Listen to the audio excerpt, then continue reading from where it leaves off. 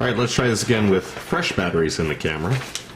Decided to start on something a bit different, or at least different for me for a while. Been working on weird and Malifaux miniatures for the longest time. Broke out my Games Workshop's Dark Elf Black Dragon kit.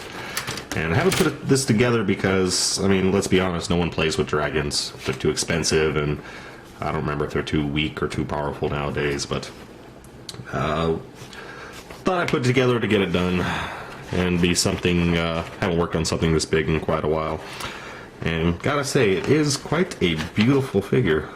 Check out the finished pictures there. And one thing that Games Workshop really does right is options, especially on this kit. You get optional tails. There's optional heads. There you go.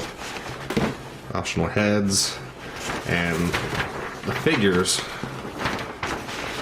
like, they give you 5 variants to do. And of course then you can mix and match and do your own, I'm sure. So quite a variety. You'll even get different banners. So lots of different parts. And just a quick view of the sprues. 2 big sprues. Yeah, 3 different shields just alone. There'll be a lot of extra parts for hero characters and what have you. And in this particular kit, I got a semi-warped base. Yeah, it looks like it's still warped. Straightened out a bit since I first bought this kit, but it was stored in the box like this, and the heat just warped it. So, me making my own, not using that. But, yeah, I'm going to try putting this thing together, and hopefully I get it done, because having a half-finished dragon is going to take up a lot of room. This is going together fairly quickly, with no major issues. A little bit of a gap at the tail section right there, but that'll be easy to fix. I'm filling most of the gaps with Tin-X, which I'll show you exactly how in a second. Well, probably tomorrow for me, really, but for you in a second. And you just put the Tin-X on, and then you squeeze them together, and you get a bead of plastic to squeeze out, because this stuff melts it like mad. And that way it reduces the amount of putty I have to use. And the tail section, the base is 2 pieces, and then this section with the tail piece goes on, and then this attaches. Oh, there's the tail. This attaches to here. I was initially thinking of pinning this, however, because I'm using the Tin-X, which melts plastic like mad, this has a contact section here at the bottom and all along the side. Once I Tin-X that in place, it's going to be a solid single piece of plastic, and I'm not going to need to pin this, I don't believe, especially since it looks like majority of the weight is going to be straight down this piece. If it was off to the side or something like that, then maybe I would pin it, but this is going to be good. Okay, so a quick Tin-X lesson here. Bottle Tin-X. I've done this before, but it's been a while, so you may have seen this. Bottle Tin-X, super duper nuclear strength plastic cement, and a very old paintbrush. I'll brush a little bit on, basically just so the contact sticks. This is a bit more difficult because of the weight here. So actually, normally you don't have to hold it at this point, but because of the weight I do. Now, a bit more Tin-X, and I'm just going to touch the seam line so the Tin-X will flow between the seams. So get some on the other side too. Gotta be very careful you don't get this on the outside and then touch it, because that would be bad. So got it on now. Just gonna give a little squeeze, and you can see, hopefully, the plastic swishing out. And that's the difference between 10x and any other plastic cement, because this stuff is very powerful. So I'm going to put a little bit more up at the top here, because there's a point where the tail touches the wood, so extra strength by adding a different contact point. So this stuff dries pretty fast, but again, because of the weight, I'm having to hold it for a bit longer.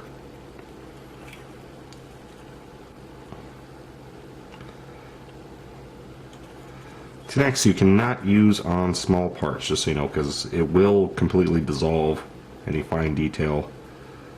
I mean, it eats plastic, so you have to use this stuff with caution. Alright, so it dries pretty fast. However, I have to let it completely cure and the plastic go solid again before I could trim this down. But then, yeah, just trim off the excess plastic. I think I'm going to need a little bit of putty work, but I won't need a whole lot of putty work, and it's got a super tight bond now, because once this is dry, this plastic is literally going to be one piece now instead of two pieces.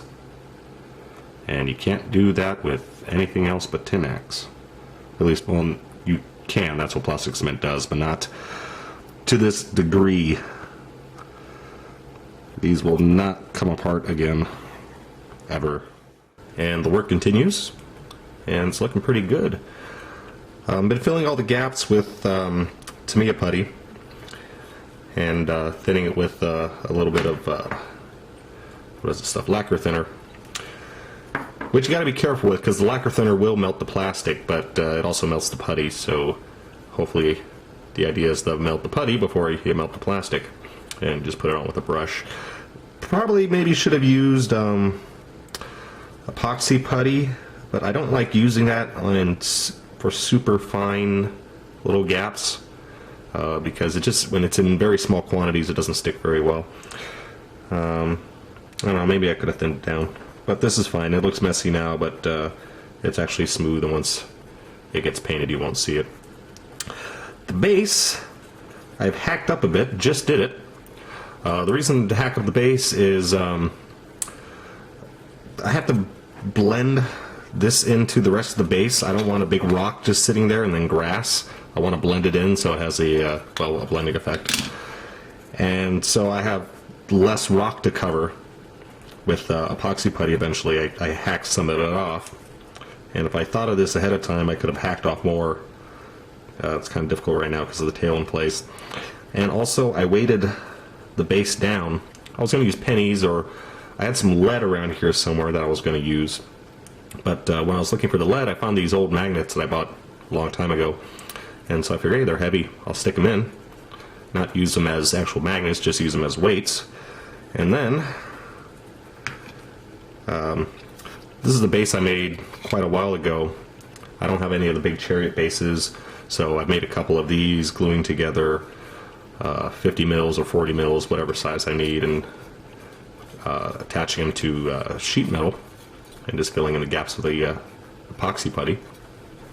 So this is the base, and without thinking about it, I actually did put the magnets in the right way.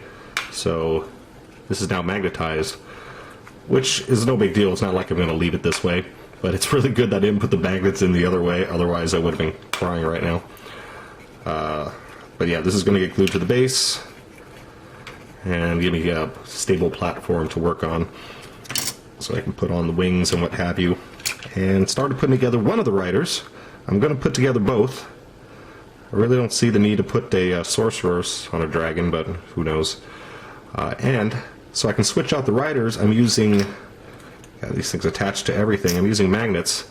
These are 3 by 3 by 2, I guess, millimeter. And try to look this without snickering. But I drilled a big old hole in her butt, and I still need to widen it up a bit to fit the magnet, but the legs are still drying, so I have to wait till the plastic cement solidifies in plastic entirely, and then I could widen that hole Again, no sniggering. And stick a magnet up her butt. Yes, there, I said it. There we go. Dragon is all together. He is based, and he is magnetized. So I got the one magnet, you know where, and same thing on the Lord. Now that was going to be it, but I realized trying to get the riders on and off the saddle was a bit difficult because of all the spikes, so I decided to magnetize the saddle as well, and I got two in there. I need a little a little bit more practice working with magnets, because I drilled 2 holes at first, and then I realized, well, I think I could just get by with one, so I just put one in the front, and because these things are so strong, it caused the saddle to kind of like move forward. Oops, I'm off camera, sorry. Move forward. So then I put the second one, and it was a bit of fiddling, and I'm not very good at it yet. What I should have done, I could have just put one in the center, and I should have flattened this area out and this area out, so then the magnets match up evenly, because the way I set the first one, they were kind of off-center, which pulled the saddle off-center. But it is solid now. And so we just take a rider, they pop right in place, saddle in place, and there you go. So next is I have to decide whether I'm going to put the armor on or not. You get armor plates, optional armor plates, to put on the arms and the legs, and you can put one on here in the chest and the head. Definitely not putting the chest and the head pieces on, because it looks stupid. But I'm contemplating, putting the ones on the arms. Just, I don't know, spice it up a little bit. It doesn't need it, but it may make it look a little bit more interesting. And then I got to work on the base, and the base is going to be a slate base, a very good looking, if not natural looking base, which I did for the Pegasus Rider. I think that I did that on camera at some point, but I'm going to do it again. So I had to rethink about the base. Rather than going with a slate base, which just would have proved to be a bit too difficult. I had to cover all these rocks or cut them all out. And just because the base is the shape of the base really didn't really fit for what I was thinking before. So instead, I got the base covered in various areas with a lot of epoxy putty, and underneath that is some balsa wood just to bulk it out so I can save some putty.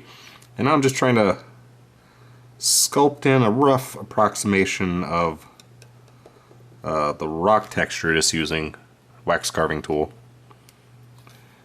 And this isn't going to be 100% accurate because I suck at sculpting, but it is fairly easy. So try to do some, not a whole lot of texture. There's some lines in the rock, and try to blend them in to the existing rock. And I also have some various accoutrements.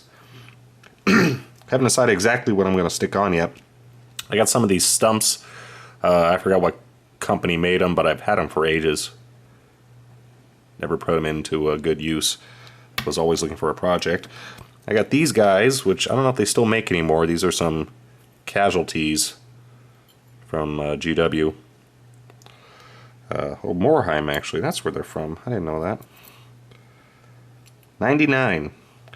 So maybe I'll put a dead guy or two up here. And I'm thinking maybe some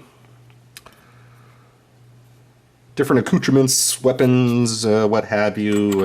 I have this thing I thought about turning into like a torn banner, falling to the ground. Don't know yet. Since the working time of the epoxy is really long, like an hour, I got plenty of time to play with it and move things around how I want them. If I don't, then just pull it off and smooth the putty back out and try again. So I don't know at the moment exactly what I'm going to come up with. We shall soon see.